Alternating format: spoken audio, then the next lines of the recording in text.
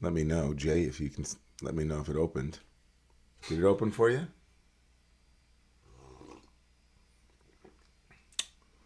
Not really? Okay, so there's a problem. That's not a problem. Let me, Asher Chaim, it open for you or no? Still a problem. It's still taking time. Okay. All right, we'll figure out another way. I'm going to, Michaeli,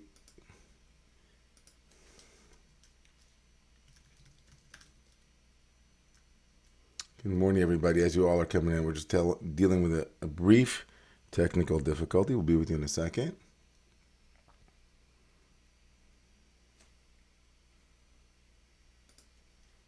Okay. Go ahead, Michaeli. Try to put it in. All right. How's everybody doing? Everybody has their morning Shabbat coffee?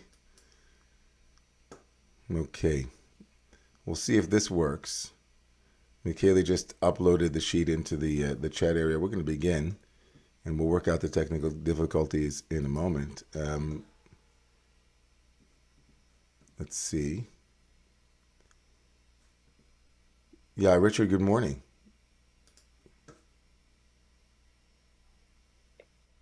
Yeah, it uploaded, but it was behind the Zoom screen. So if you're using full screen, it'll be behind it. It won't appear. I If you see. make your screen smaller, it'll be there. At least it There was you for go. me. All right. Uh, Thank you for the IT this morning. I appreciate that. Okay, friends. Good morning. Share my screen with you so you can see some blessing this morning. You'll see that on the screen in front of you, I'm sure. So we're going to make it a little bit bigger. Let's begin the morning together with our morning blessing. Baruch atah Adonai Eloheinu melech haolam. Asher kirshanu b'mitzvosav v'tzivanu l'asok b'divrei Torah. Blessed is the source. Invites us this morning, the Kahal Rab, in this beautiful community, to engage with our ancient wisdom, our ancestors, to be at this ever-present flow of wisdom from the tradition through us and around us. Blessed is the one who invites us to evolve Torah together. Baruch atah ya hamelamed Torah le'amo Yisrael. This morning, again with Parshat Kedoshim, and this notion of Kedusha, which every year we come to, the Holiness Code, Leviticus has within it, embedded within it, this beautiful Parsha called Kedoshim. And so I'd like to explore together with all of you just the notions of Kedusha and some of the problematics of it too. Some of it's light and some of it's shadow. And some of the context in which it is realized and some of the places, some of the frames that are used to manifest it. First, we have to define what it is. And once having, to some degree, defined what it is that we're speaking to, also then some of the features of it, how it can be manifested and actualized in our own lives and in the life of the community. So does that make sense? I hope that makes sense. Okay. Some of you are just waking up. It's like 9 o'clock in the morning. You're like raring and ready to go. Some of you are like, wow, I still need a couple of hours before I engage my mind too intensely. So we'll try our best, you know. There's a lot to explore in this Kiddushim. It's easy to say that, you know, Rov Gufei HaTorah, like the majority of Torah, it's many of the commentators say Rov Gufei Torah, the body of Torah is here in this parsha. So let's look at Heschel, who gave us a general, didn't exactly tell us what holiness is, what Kiddusha is, but he certainly has a sense of the hierarchy of it. Whatever it is, it's something positive. And for Heschel, the importance of Kiddusha, whatever that word means, is its appearance as a word and as a concept in the Torah appears first in the context of Shabbat. And that led Heschel to his very famous formulation about the importance of whatever Kedusha is, the importance of its of the primacy and the privileging of holiness in time over holiness in space, and certainly holiness in person too. These three coordinates that Heschel was given from the Book of Formation from the 3rd century, where the Book of Formation, Sefer Yetzirah, said that the Jewish three coordinates, the three domains are space, time, and person, Olam, Shana, and Nefesh, space, time, and person. And so each of them has a, let's say, Kedusha is the apex of each one of them. And so, so for Heschel, though, it was important to recognize that the holiness of time and the holiness of precedes it. So anybody want to read this? Let's get a reader. Get a reader. Let's Lauren. Go ahead, Lauren.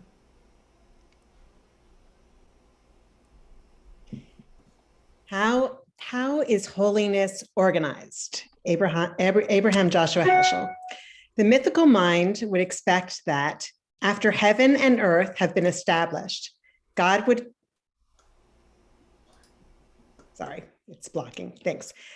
create a holy place, a holy mountain, or a holy spring, whereupon a sanctuary is to be established.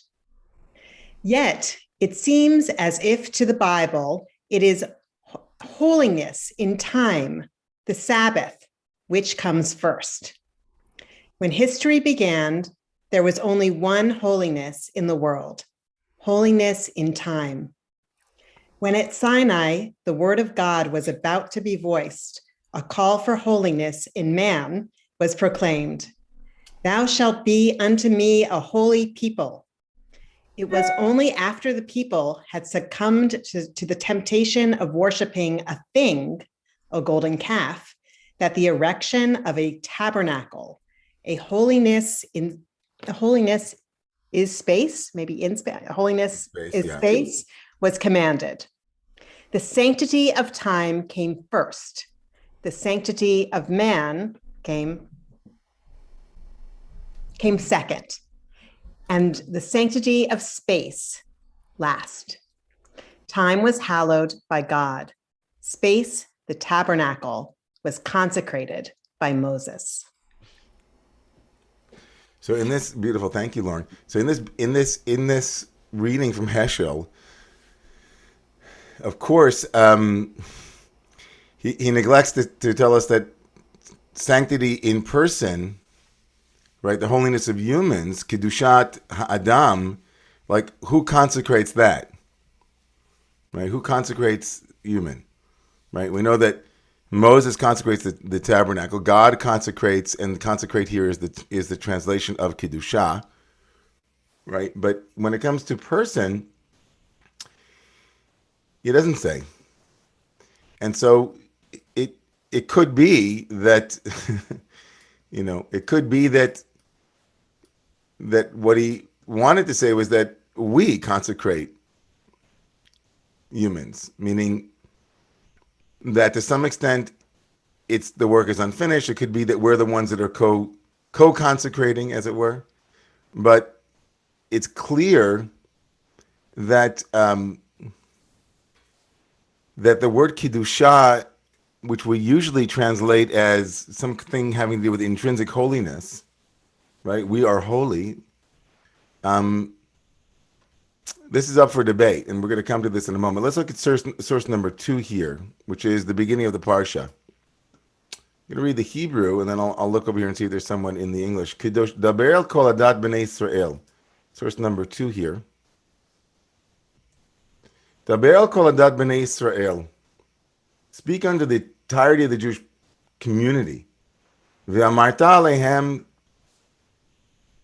Kedoshim tiyu ki kadosh ani Adonai Elohechem. Right? Anybody want to, let me get some,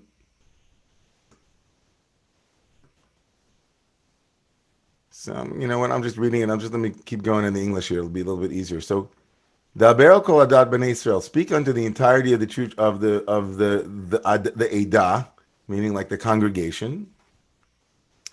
Speak unto them. We'll come back to that in a moment. That speaking unto the community. It's the communal aspect of Kiddusha as it appears in humanity, of sacred or holy. And say to them, Kiddoshim Tihiyu. What does that mean? Kiddoshim Tihiyu, be holy. You will be holy. Is it a promise? Is it an exhortation? Is it a commandment? What is the meaning of Tihiyu? Right? In Hebrew, Tihiyu is a conjugation of is, right? You will be, you are, you shall be. Right? It's hard to translate that. And then ki kadosh, for ki, like the word for I, the Lord your God, am holy, is really it doesn't do justice to this phrase, this clause.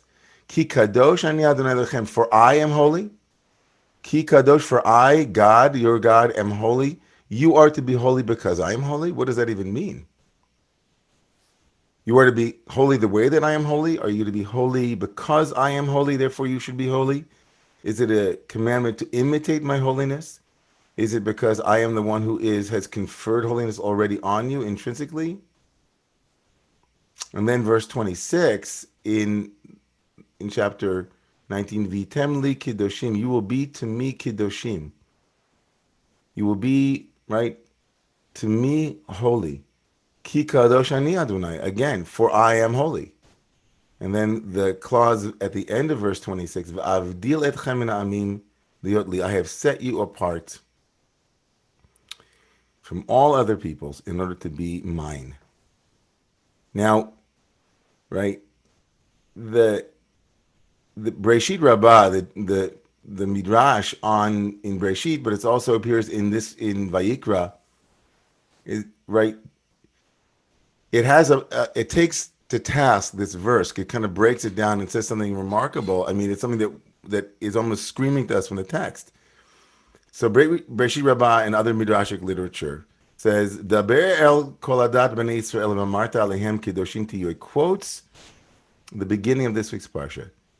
Right? The rabbis here say the beginning clause of speak unto the children of Israel and tell them to be holy. Right? And then it says, for I am holy. Ki kadosh ani. It asks Yachol Kamoni. When God says to all of us, be holy, the Midrash says, I want you to be holy, but could you be holy the way I am holy? Yachol Kamoni. Holy like me?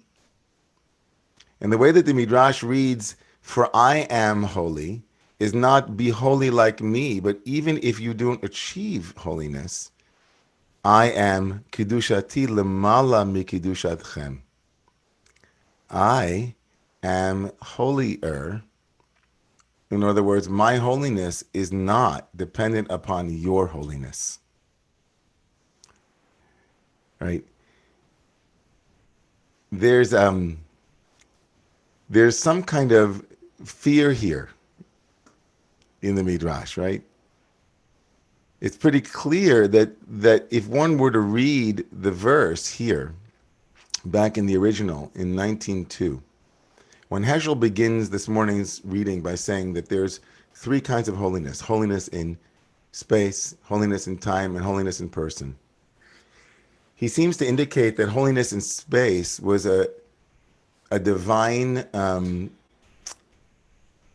it was a reaction, it was a kind of maladaptive need that the people needed, given that they had objectified a golden calf, and therefore holiness in space for Heschel might never have been needed or necessary. What does Heschel do with the Garden of Eden? What does Heschel do with the land of Israel? Those are all good questions. But he seems to say that it's a kind of divine acquiescence to human frailty and human weakness, right? We objectified the golden calf, and so God gave us a tabernacle, which becomes the holiness in space for Heschel. And then, of course, he says that there was no need. God didn't react to anything that we had done when God said from the beginning, let there be a holiness in time. That was this, Shabbat, holiness in time. And then there he doesn't name what it was that prompted there to be a holiness in person in this third coordinate. But clearly, right, the holiness in space, which was a response to human frailty, is very different than the holiness in time. The holiness in time was God's own activity, as it were, in the beginning of Genesis. And the holiness in time seems to be independent of human beings. Right? God makes Shabbat holy, and the holiness of Shabbat isn't dependent upon whether or not you and I or anyone says, "Oh, I'm going to make Shabbat Shabbat." Right? If there's a Shabbat in the middle of a forest that happens and no one's there to hear it, is it still Shabbat? Right? It's still Shabbat. Shabbat has a certain inherent, quote unquote, consecration by God. But what about human beings? Do we have an inherent holiness, Kiddusha, or is it dependent upon how we behave in the world? In other words, is holiness a gift that we have or a name that we earn? Right? When it comes to humanity and our right Kiddusha, is it like Shabbat? Or is it like, right, like the holiness of space, which is something that is after, as it were? Now, this question, of course, is the Midrash in the source that we looked at, source number 3, seems to be speaking to this. In other words, you can become holy, but don't think, as it were, says the Midrash, that your holiness is intrinsic or has the same properties as mine, God says, or at least the Midrash is reading the verse this way. Right? Because if one reads the verse just without the Midrash, I don't know about you, but when I read the verse and it says, "For I am holy," it pretty much seems like God is saying, "You are holy the way that I am holy." Not the way the Midrash reads it. The Midrash is saying, "You are holy, but don't think you're holy the way that I'm holy. Even if you're not holy, I'm still holy." Right? I'm not dependent upon you for my holiness. Right? Divine holiness is not dependent upon human beings. But that's not the simple meaning of the verses in chapter 19, right? I mean, at least my simple reading of it. And let's look one more. I see hands up, but let's look together at this very, very famous piece famous in certain circles, famous in certain, you know, in Jewish learning circles. This scientist cum philosopher named Yeshayahu Leibowitz was a very, very particular.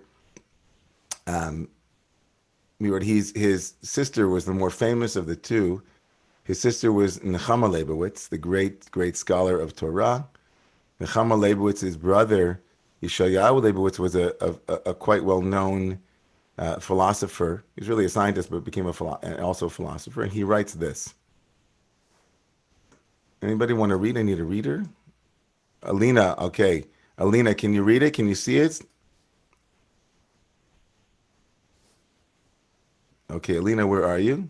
There you are. Here I am. I just did it. Okay, great. One expression of the transformation of faith into idolatry is to be found in the distortion of the concept of holiness. The recognition that holiness is an attribute of God and is specific to Him means that the word cannot be used as an essential description of anything else. To see holiness as the essence of some object existing in the world of nature or of history is to raise that thing to the level of the divine, and that is idolatry. In the world of faith, the term holiness, as used in connection with particular entities, is not a matter of their essence, but rather of their being directed or of the directedness of the subject to the service of God. It is understood, that is, in a functional sense rather than as an immanent quality. And once the function has been completed, the adjective is no longer relevant. That is how the word is used in such signal phrases as the prayer from the daily liturgy, "Who has sanctified us with his commandments?" and scriptural passages such as, "Remember the Sabbath day and keep it holy. Thus you shall be reminded to observe all my commandments and to be holy to your God. You shall be holy," and not, "It shall be noted, you are holy." So too, we read in the Mishnah, the land of Israel is the holiest land. And in what does its holiness consist? In that the Omer and the first fruits and the twin loaves are taken from it. It is not because the land is intrinsically holy that these things are taken from it. Rather, the land is sanctified by the virtue of the very fact that the Omer and the first fruits are taken from it. This is the essence in which the term holy is consistently used in all the traditional texts of Judaism. So what is Leibowitz pointing to here? So Leibowitz here in this piece is actually saying something that is a bit radical. He's essentially saying that Kiddusha, the word kadosh, which means to be made, which means of the holy, of the kadosh, of holiness, is not an intrinsic immanent quality, but there is a word that is used around that which is directed towards the holy. Zachor Yom HaShabbat likodsho. Remember the Shabbat likodsho, to make it holy. In remembering it, you make it holy. Right? So the land of Israel, is the land of Israel holy? Or is it holy by virtue of that which is done in the land of Israel? Human beings, are they, as he says, holy, or are they to become holy? Holiness is the aspect, kadosh is the aspect, says Yeshayahu Leibowitz, that doesn't see an object or a subject as intrinsically holy, but as dedicated towards the holy. Kiddoshim Tihiyu, he reads as not, right, in the Korach narrative where Korach says, Ki kol ha'am kulam kiddoshim ubetocham Adonai. When Korach says all of them are kiddoshim, along comes Yeshayahu Leibowitz and says that was the essential mistake of Korach. They are not all holy. They are all on the way to holiness. Now, we can readily imagine, right, what does Leibowitz do with the notion of the divine image in all of us, right? That each and every one of us has this immanent holiness or sacredness or sanctity that is not dependent on how we behave, but the essence of who we are. What Heschel said last night, that we are all images of the divine, and we can't make an image, we can only be an image of God. We'll get to that in a second, but that's just the opening on Kiddushim to you, because the rest of the Parsha, right, the rest of the Torah portion actually answers the question, which is, how does one dedicate oneself towards living and creating a sacred community? And decidedly so, it's communal and not individual necessarily. So I'm going to stop there. I see a lot of hands. I'm just saying right away that I'm not going to take all of the hands in this first round, just so no one is disappointed. I'm taking them as they came in, and then we're going to go on in about 7 minutes. At 9:30, we'll go into the next piece of text. So go ahead, Jay. Shabbat Shalom. Quick comment and a question. The quick comment just came into my mind with the Leibowitz quote. It reminds me also of this notion of Ruach Elokim, which appears quite a lot of times, but only twice, two people in the Chumash are described having it intrinsically. So it is very, very rare. My question, and that was Yosef and Betzalel, by the way. My question to you, Rabbi, is, could you comment a little bit about Kol Edat? Because, you know, we'll get there in a second. We'll get there in a second. That's the next piece about where holiness can be made manifest, is Dafka in Edah, and we'll look at that in a moment. But different from Kehillah and Am, right? That's my question. The difference between Edah, yeah, because, and I was trying to remember my Elazar. He talks about it in terms of levels, but I'm wondering, what is it about this that needs to be witnessed? I mean, why is it Edat and not Kehillah and not etc.? Right. So that's a great question. We're going to park that one. That could take us right. So thank you, Beth. Shabbat Shalom. Shabbat Shalom. I find that I don't agree with Heschel, and I don't agree with the Midrash. Heschel's first error, and he can't help it, it's 1951. He does not understand that space-time are one thing. That's for starters.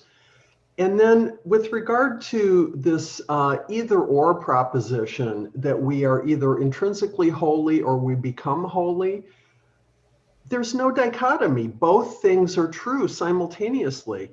You look at any newborn human child. You look at any little person up to the age of 3, 4, 5 years old, they are precious little beings. They are truly divine.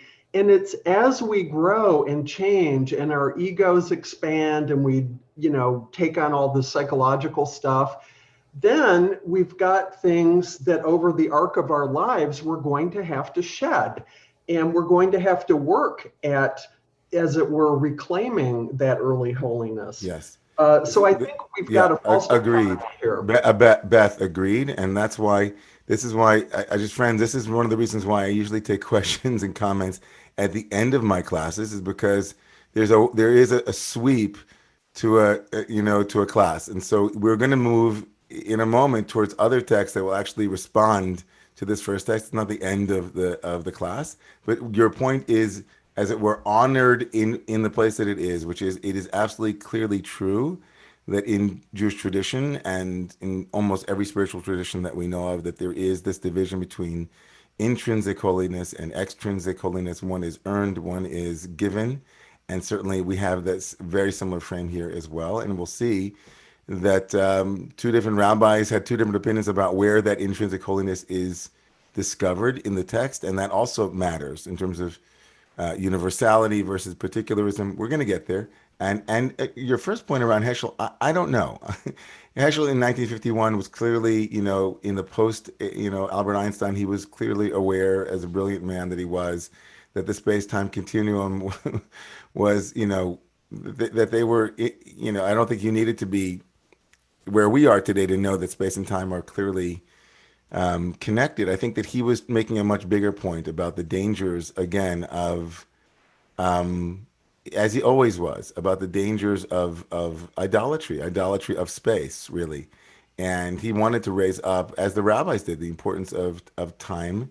And even if they're obviously intimately connected, he had his own agenda. And again, we can agree with it or disagree with it. I actually think that it's problematic to see the Garden of Eden story as not part of the sacredness of space. I think when the Garden of Eden is introduced before humanity and before time, actually it makes Gaia and our mother, the earth, and our planet into a sacred, as a sacred entity, as it were, an organismic and alive and vital piece. I think there's a danger in Heschel that is in downgrading the sacredness of space to an after, the after effect of sin. He has a kind of a deeply problematic notion of human autonomy and agency and how it might impact space. So I think that there are critics of Heschel, but I don't think it's because he didn't recognize that space and time are together. But thank you for disagreeing with both the Midrash and Heschel. That's also very, very beautiful. Margot. Boker Tov, Boker Or. Boker Or. I think that they are potential, that we are in the Tselem and the Demut of God, and that gives us a potential. And so I thought, if I wake up in the morning and I think I can be holy because God is holy, the creator of life and the universe and love is holy, that gives my day potential of what I can do with it. And the land is holy, lo chol haaretz kevodo, but that's potential also. And we can abuse the land. You mentioned Gaia before, and if we don't treat the land with that holiness. And idolatry can be done to the human form too, as we worship kings and other human beings. Yes. Those people have to wake up in the morning with that potential, seeing the world as godly, and what that we can do as godly.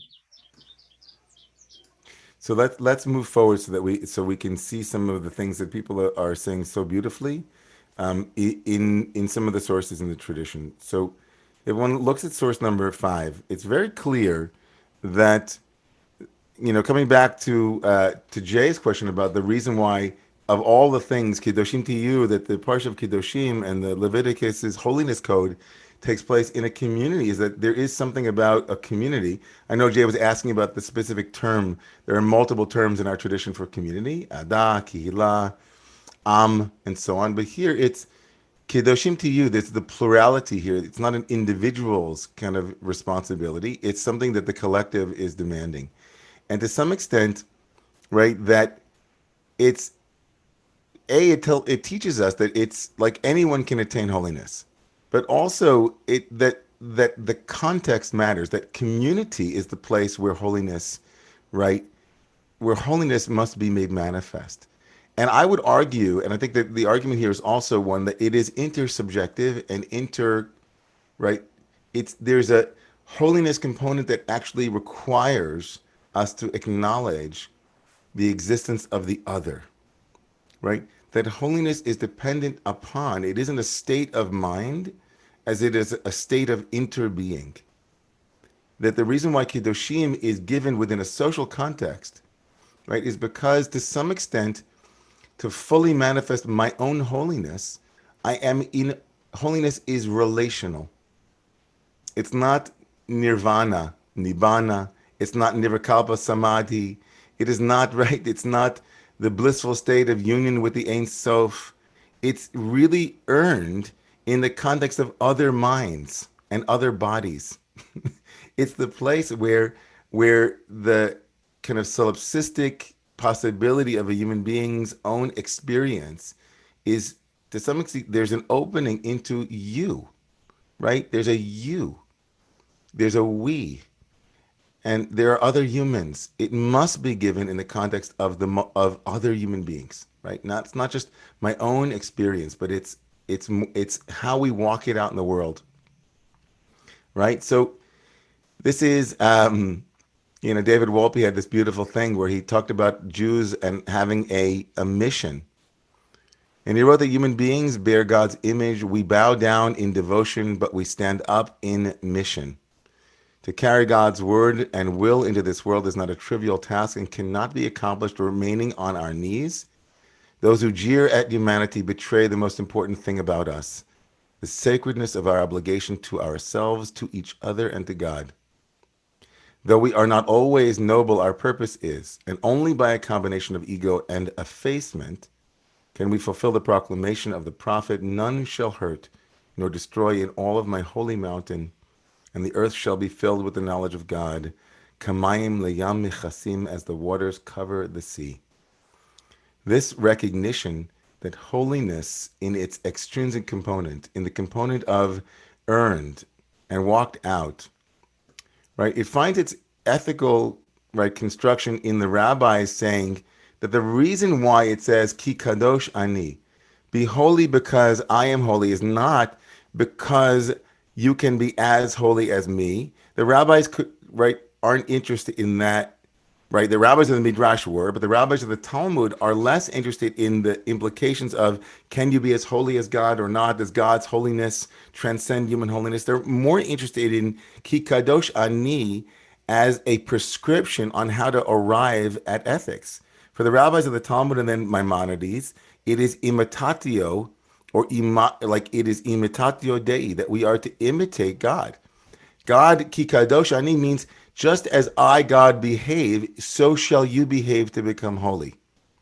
Which leaves open, of course, the really broad question of, is God always acting in a way that we would want to mimic? Let's just park that for a second.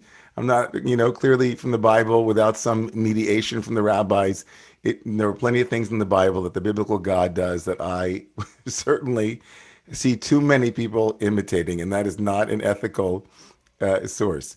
But certainly in the rabbis' beautiful construction, in their limited, right, the way that they limit who God is, but also beautifully elevate this as be like Mike or be like God, this is their ethical mandate. Just as God, it says in source number 7, just as God clothes the naked, so should you clothe the naked, right? And they give a source for that. God clothed the naked with Adam and Eve. Just as God, right, just as God visited the sick, so should you visit the sick.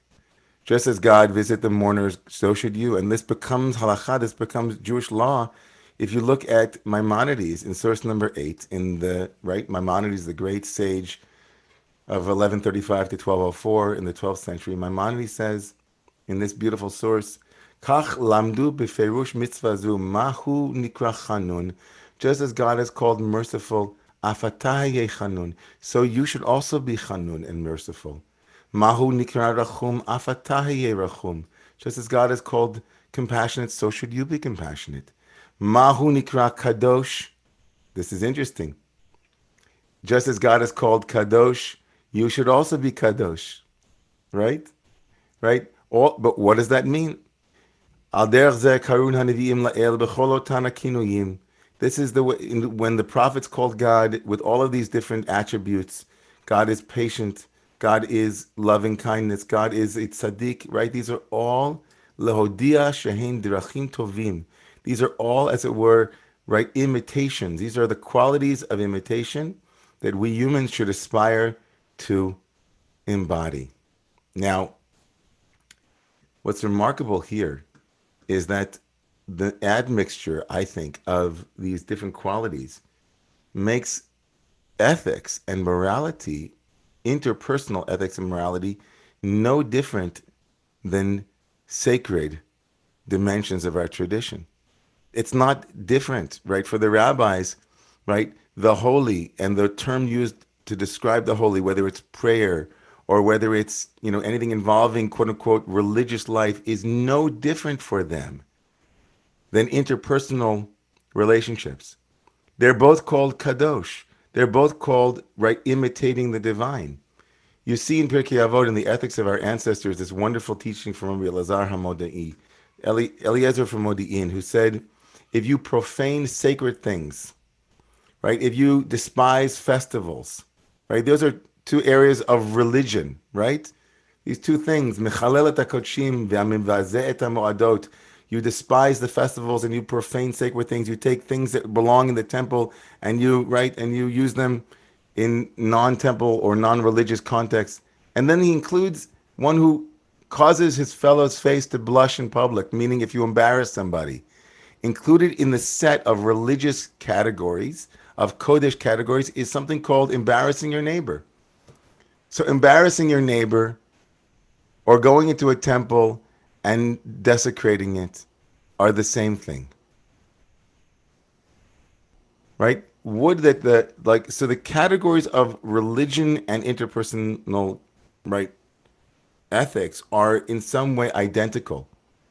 Right? And this comes again in source number 10. I'm not assuming anybody will read it, but it's from Rabbi Amiel, one of the chief rabbi of Tel Aviv back in 1936, with the beginning of understanding how to set up juridical systems in Israel, in the modern state of Israel, began kind of a broad understanding of what justice might mean in a modern state from a biblical perspective, and began his very beautiful treatise on it in source number 10 in the Hebrew. I didn't translate it, but begins with this notion that we are to try our best to imitate the highest and noblest qualities of the divine and then make those into law, right? Whether that's been successful, that's clearly, we're not there yet. But okay, now I'm going to come in for a landing back in some of the things that people began to talk about. Now, how does this manifest in the Parsha?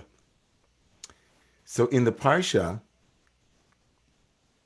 right, we have in the laws of Kiddushim Tiyu, we have really, after we've established, as it were, that there is this extrinsic quality of human beings trying their best to accommodate and to approximate the ethical and the moral, right, that, and using God as a frame,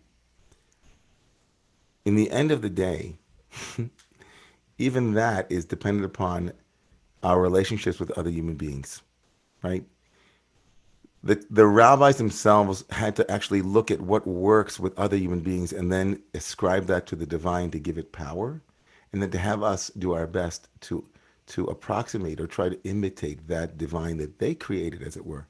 And how do they know, right? How do they know which qualities of God they should build upon, which qualities should be excluded from imitation, and which one should be lifted up as part of the imitation process? Well, you have a story from the Gemara. Let me ask someone to read this story. Hey, Reb David, do you feel like reading? David Siegman? This wonderful story in the Talmud. There was another incident involving one Gentile who came before Shammai and said to Shammai, Convert me on condition that you teach me the entire Torah while I am standing on one foot. Shammai pushed him away with the builder's cubit in his hand. This was a common measuring stick, and Shammai was a builder by trade.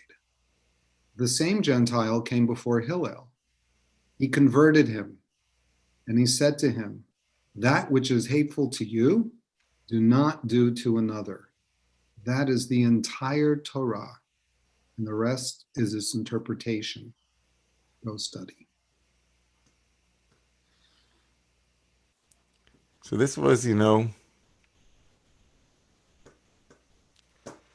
this, as it were, this is, to some extent, when we talk about divine ethics, and we talk about, imitating the divine, how do we even know which divine attributes of all of the ones that appear in the Bible and in other places, which ones that should become kind of like the protocols that Maimonides would then say, oh, here, we have to imitate it. It's clear that it begins with human beings.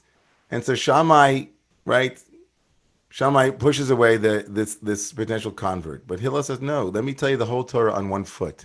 That which is hateful unto you, don't do unto your neighbor. They're pretty clear. We could say that which is hateful unto you, don't do unto your neighbor. This is kind of an early formulation of a pretty universal ethics to some degree. What Immanuel Kant would have called kind of, this is the beginning of the categorical imperative. What you can say across the board that human beings will not like because of, if it's something universal, everyone wouldn't want that, then, or everyone, that would be offensive or it would be hurtful, then build your ethics on what is hateful unto you, don't do unto another person. Love another person. Love another person as you would love yourself. Now, this is how Kant, of course, formulated in source number 14.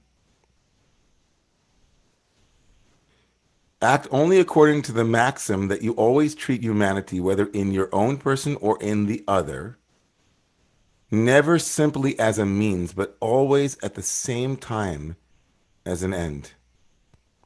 To not instrumentalize humanity, which is that which is hateful unto you, because you know your own subjectivity. You are, for the most part, aware of your own end, as it were. It's true that we can instrumentalize ourselves and make ourselves into an it. That's absolutely true, right? To some extent, that's a deep splitting off also. It's a way that we can make ourselves into an object. But we are also deeply aware of our own subjectivity. In fact, that might even be the thing that is most obvious to us, is our own subjectivity, our own pain. We experience it. And then Kant says in a moment of which, of course, this was Hillel's great insight. What hurts you, don't do to someone else. In other words, try to imagine that your own subjective evidence, the own obviousness of your own subjectivity and your own feeling state is, for a moment, imagine, even though you can't feel it in the other, their pain is as real to them as your pain is to you. Their pain is as real to them as your pain is to you. You can't, of course, remove the center, being the center of your own reality is, of course, it's just the way of it, right? We are the center of our own universe. But we need the other, not only because they remind us that we're not the center of the universe, that would make them into a means also, but they have their own, their own intrinsic holiness, their own intrinsic center of gravity, their own intrinsic subjectivity. And so here, we have moved from Kiddoshim Tihiyu. You are to be holy. You are holy, but your holiness, must be set in the context of other human beings, because that is the walking out of your own holiness. See what it's like to be with others who are also holy. And can you imagine that their holiness, their intrinsic holiness and their own subjectivity is no different than your own, and then live in a world where the behavior matches that? Let's stop here. And there were some questions and comments before. Lori, go ahead.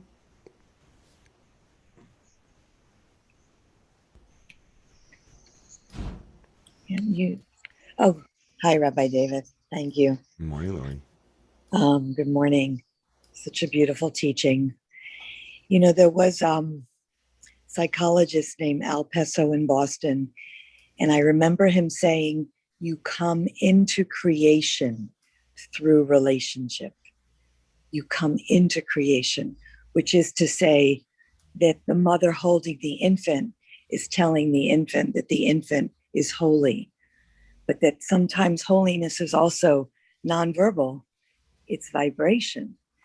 So that for me, your teachings and the words move from my neocortex into my emotion, into my reptilian brain, because there's something that happens when I'm really listening to you, Rabbi David, and we take the pause together, that the holiness passes as vibration between us. And the other thing I would say is all my pain and suffering that I've lived, when I pray, it turns to wisdom, and then it turns to compassion. So in some ways, God gave me the experiences of my suffering. If I pray through them, I discover holiness. If I don't make the pain my enemy, if I stay with it in presence, but your presence in my pain helps it dissolve as an I-thou relationship, which is what therapy does. But a therapist is not my rabbi. And Right. so I need my rabbi, and I need my community, and I need my therapist all together in me. Together. All right. Yasher koach. Yasher koach. Okay. It's again to come back to the intersubjectivity that you're speaking to, is that ethics and morality are deeply communal and interpersonal, right? And how we need that. Thank you so much for that. Mark, go ahead, Mark Horn. Good morning. Good morning. First, I just wanted to say that I was really moved by your sermon last night. It's still sort of resonating with me. But for this morning, I just wanted to go back for a minute to on the source sheet, text number 6, because today is Hod within Netzach, and I was really struck by two things. You sewed, right? Oh, yeah, I'm sorry. No, but last night was, yes, last night was within Netzach.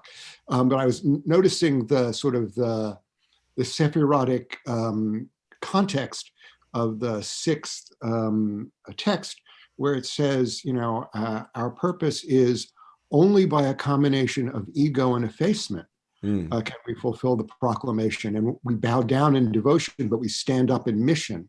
So, which seemed like a sort of a Netzach Hod connection, right? And of course, Netzach and Hod are both connection to prophecy. And also, I think of Netzach as Hod, reflecting back on what Lori just said, as the I and the thou. So I just wanted to note that, and thank you again for last night. Of course. I love it. You're looking at the 6th teaching, of course, is Yesod. If it's 6, it's also the Yesod teaching, right? Which is 6 from, right? And very beautiful. And that's a Chod, very beautiful. Okay, thank you, my brother Mark. All right, Lauren. Hey, Lauren.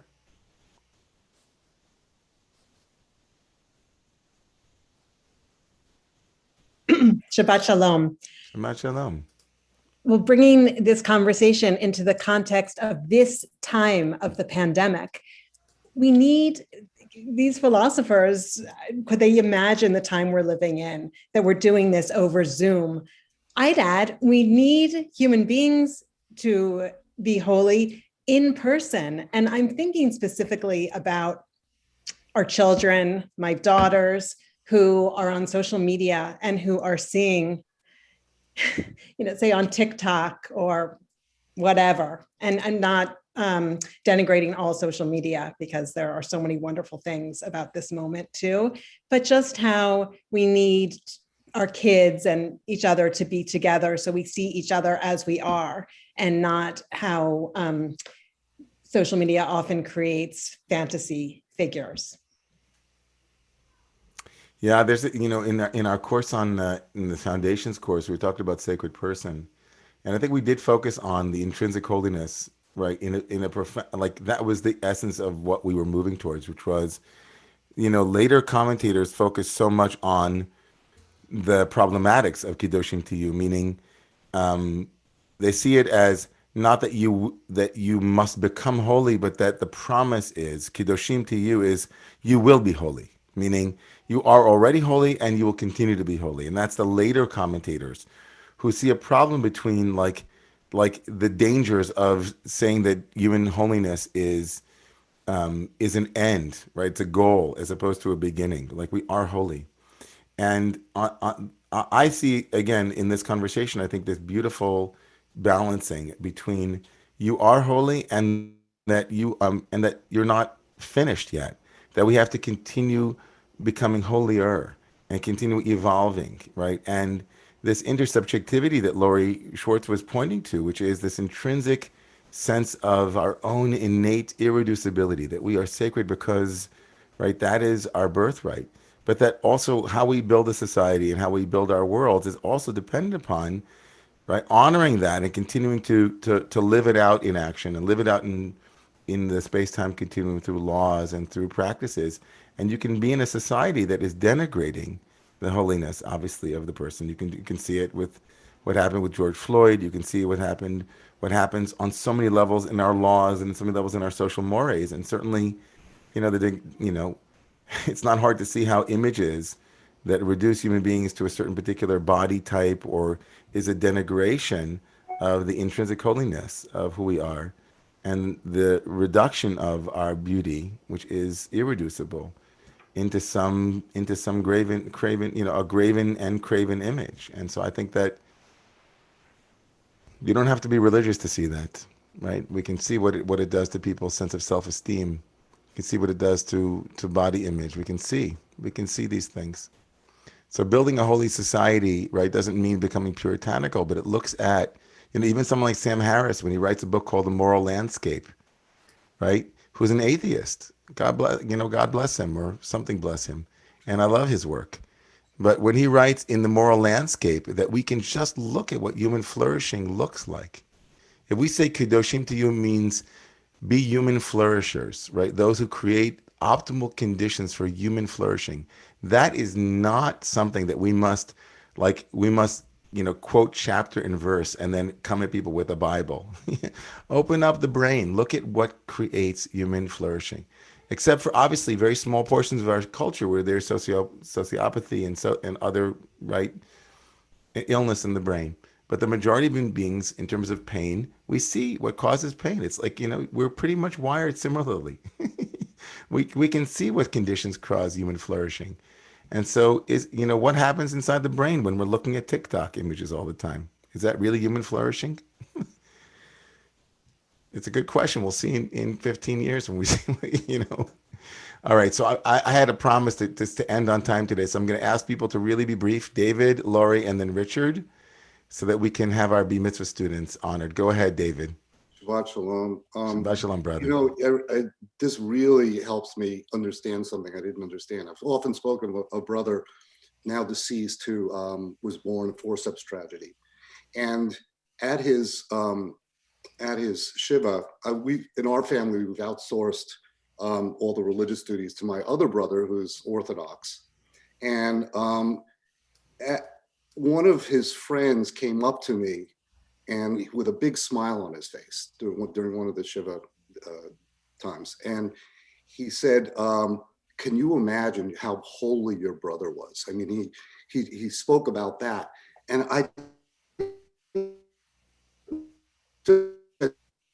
he has no sin. He died without any sin. And it was kind of, I always grappled with that whole thing, but in the context of this, I mean, if you're born holy, my brother who deceased could never learn unholiness. He was incapable of that. So all he ever learned throughout his whole life was love. And so, I mean, this really, I just really wanted to say this really resonates me in an important way. Thank you. I understand what he was talking about now. Thank you for sharing that, brother. That really, I mean, there was a point there where it got cut off, I think, for all of us, the Wi-Fi, but I think we got like 99% of that, and it was really very moving to hear about your brothers. Just to hear that he learned only love is really very beautiful. So thank you. Thank you, David. Lori, go ahead, and then Richard. Shabbat Shalom. Shabbat Shalom, Lori. So, when we say, love our neighbor as ourselves, it's assuming that we love ourselves, right? And so it always goes back to us. And so the work really needs to be on the self-love, and that loving the other won't happen unless, we can love ourselves, and the work needs to be on that. And it seems like it's such an obvious thing. Oh, love, what you detest and, don't do to the other. But the thing is, what if you're mistreating yourself? What if you're have, Right. Negative self-talk, what blah, blah, blah. So that's all I have to say. And I want to say that thankfully you brought that up, because it's, kamocha, the word kamocha means like you. And the original meaning was like you, meaning just as you are holy, treat them as they are holy. But the deeper, where you're going is the psycho-spiritual dynamic of love itself, and how it's reflected in feeling is dependent upon your own internal, right? Your own internal love state. We know that there's another principle, which is what you do to yourself, and what you do to others is usually an expression of how you feel about yourself, right? So there's an importance here. And the beauty of law is that sometimes law will remind us of a feeling state even when we're not feeling it.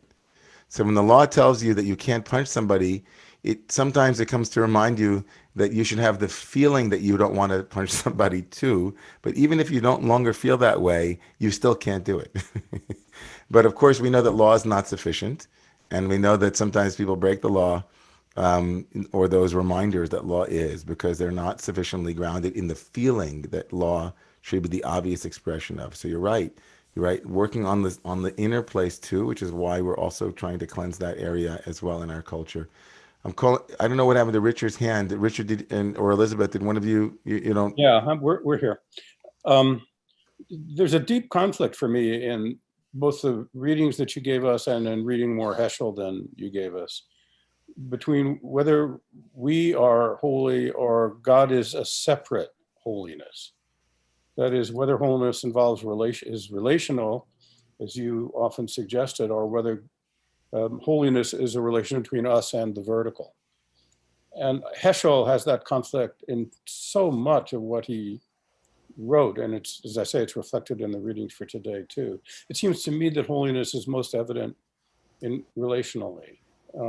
I have great difficulty beyond looking at some holiness which is somewhere else. And while there's a debate about whether philosophy is inside of us or comes from outside, I don't have any vision of a outside of us God. It's only relational. And it does seem to me that's a conflict in these readings about what these folks really think about that question, which of course is really important in the way in which people view faith. Yeah, I thank you for bringing that. I'm sorry, Daniel, I see your hand, but I promised, and we have 1 minute, and I need to give a close to this. I'm sorry. So I think that there is, I think the question of what we think God is, and whether God, as it were, is a separate entity, or whether the consciousness with which we are imbued, as it were, is imbued from somewhere outside of ourselves or even within ourselves, is a great question. I think that for Heschel, it's very clear for Heschel, if you read, let's say Shai Held and others, that Heschel believed definitively in the transcendence of the divine, and that there is, quote unquote, a transcendent divine that transcends the immanent and transcends the horizontal. I think for our purposes, though, this morning, and as we turn towards this morning's prayer service, I think it's fun to be in a community where that doesn't really have a putative difference.